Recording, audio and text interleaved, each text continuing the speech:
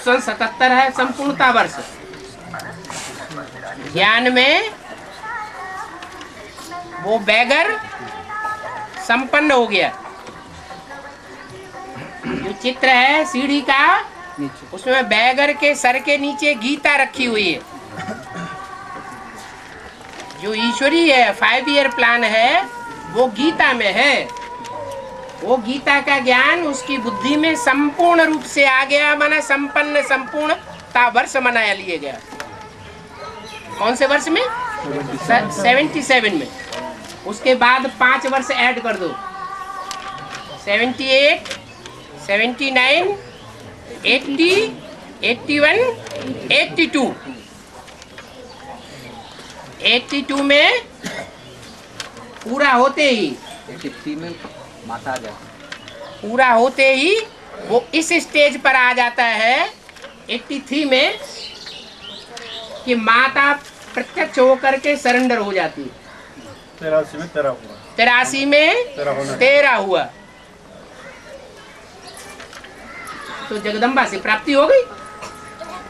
जगदम्बा से सबको प्राप्ति होती है। तो जो पहले बैगरी रूप था, दूसरों के आधार पर मोहताज था, रोटी कपड़े के लिए भी मोहताज था, वो फिर मोहताज नहीं रहता। दूसरी आत्मा है उसके मोहताज हो करके उसके दरवाजे पर पहुंचती है। इसलिए कहा जाता है beggar to full, beggar to full prince. पुरुषार्थ करते बीच में रुक जाते हैं और बाद में जब पढ़ते तो पहला का ऐड होता है। पहला का पुरुषार्थ होता है। पुरुषार्थ करते करते कोई बीच में टूट जाते हैं और फिर दोबारा आ जाते हैं, तो उतना ऊंचा पद नहीं बन सकता जितना पहले बनना था। फिर भी दोबारा आ जाते हैं तो कुछ न कुछ बनेगा।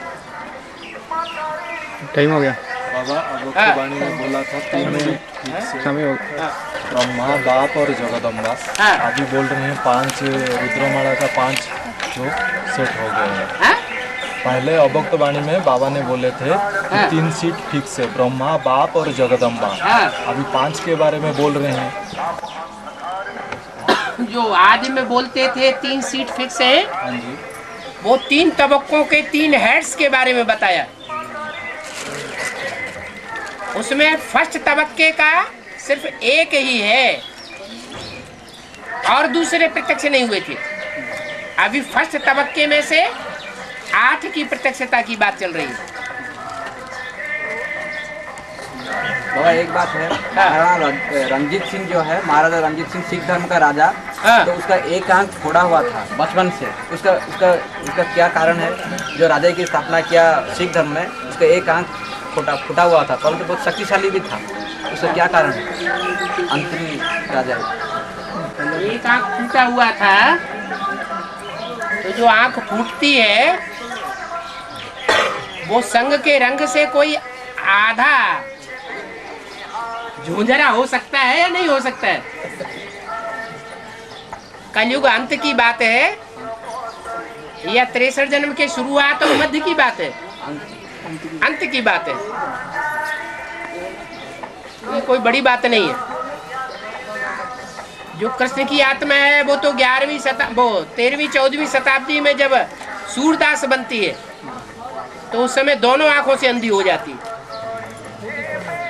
कृष्ण की आत्मा के मुकाबले राम वाली आत्मा तो फिर भी ज्यादा समय तक, लंबे समय तक रहती है। वो तो स्वयं फोड़ देती है। सूरदास तो स्वयं फोड़ देती है। जो आंख में भगवान का दर्शन नहीं कर पाया वो आंख को मैं फोड़ दूंगा, तो स्वयं तो कहानियां बनाई है। ब्रह्मा के मुख से 18वां गीता ज्ञान चला है। हाँ जी, ब्रह्मा के मुख से 18वां गीता ज्ञान चला। माता को पूछ रही है, वो आवाज नहीं आ रही है। ये जगदम्बा क्या काम की जो काली पाठ काला पार्ट बजाती है। विनाश काय से होता है? अपवित्रता से या पवित्रता से? इम्प्योरिटी से होता है विनाश और प्योरिटी से होती है स्थापना।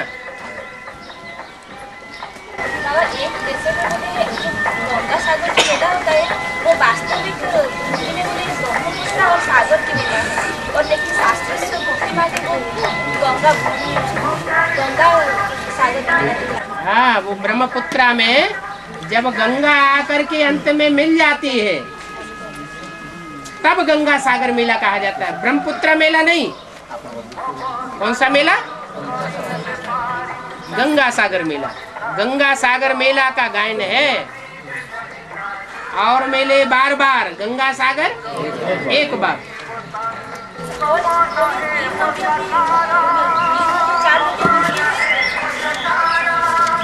हाँ हाँ, हुगली नदी नहीं मिलती है?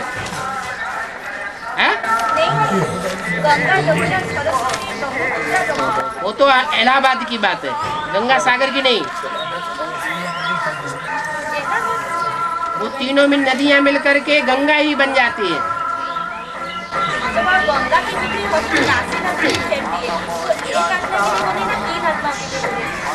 पहले इलाहाबाद है या पहले वाराणसी है? गंगा नदी बहती हुई आती है तो पहले इलाहाबाद प्रत्यक्ष होता है या वाराणसी होती है? हैं? इलाहाबाद पहले होता है। इलाहाबाद अल्लाह का बात, अल्लाह के बाद की क्या विशेषता है? अल्लाहाबाद जहाँ बनता है, अल्लाह का नगर जहाँ बनता है, वहाँ नेहरू का जन्म होता है। किसका? नेहरू। हाँ, जो लंबे समय तक राज्य करता है। उससे ज्यादा लंबे समय तक कोई राज्य नहीं करता। और इलाहाबाद के बाद फिर काशी नगरी आती है। इसका नाम पड़ता है वाराणसी। वहाँ एक वरुणा नदी है, बहुत गहरी। क्या? उसका किनारा बहुत गहरा है तो छोटी नदी, लेकिन वो वरुणा नदी से आकर के जब गंगा मिलती है तो तलवार का रूप धारण करती है। तलवार माना 80, 80 माना तलवार। तो 80 और वरुणा दोनों के मेल का नाम पड़ गया वाराणसी। वाराणसी।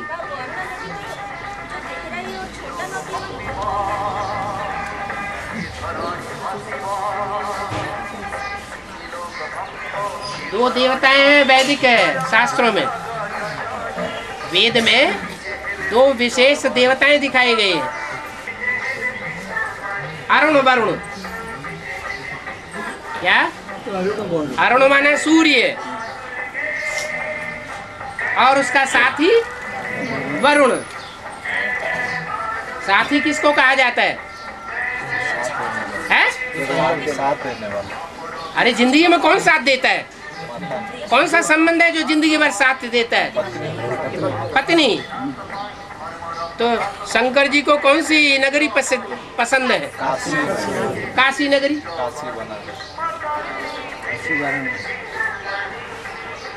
अष्टदेवों की प्रत्यक्षता में उसका आधार लिया जाता है। 108 की प्रत्यक्षता में भी वो निमित्त बनती है। सूर्यवंशियों की माँ के रूप में। इसलिए अभी अव्यक्तवाणी में बोला गया है। क्या बोला है? काशी नगरी बाप है तो माँ भी है। किसकी माँ? और वंशियों की नहीं, सिर्फ सूर्यवंशियों की।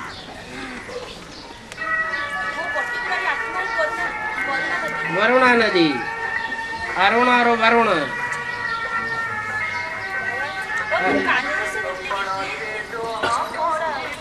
ये तो नहीं बोला कानपुर से निकलेगी, लेकिन ये बोला गंगा कहाँ से निकली? इलाहाबाद से निकली या कानपुर से? तो इलाहाबाद की बात कहना तो ठीक है। शास्त्रों में इलाहाबाद का विशेष महत्व है गंगा के हिसाब से, क्योंकि तीनों नदियां वहां मिलती हैं। लेकिन कानपुर का नाम क्यों बोल दिया? फरुखाबाद का नाम बोल देते, हरिद्वार का नाम बोल देते, वहां से भी तो गंगा नदी बहती हुई आती है। कानपुर का नाम बोला, इससे इशारा दे दिया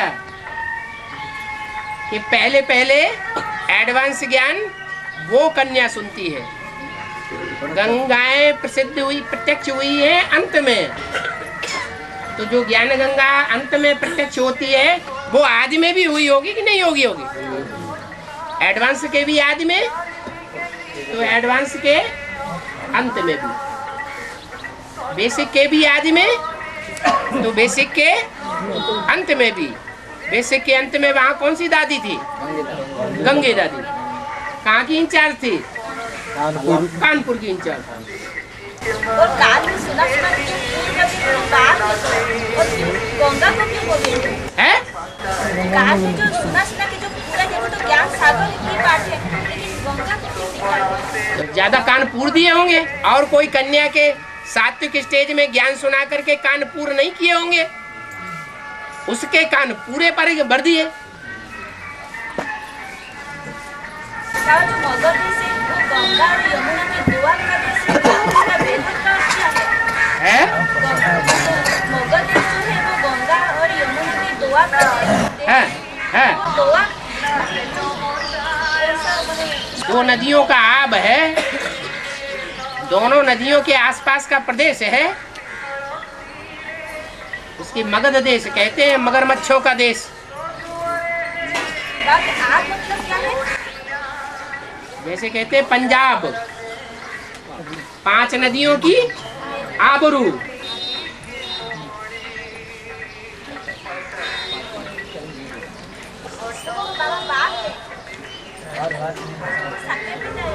बात है तो कभी खत्म ही नहीं है।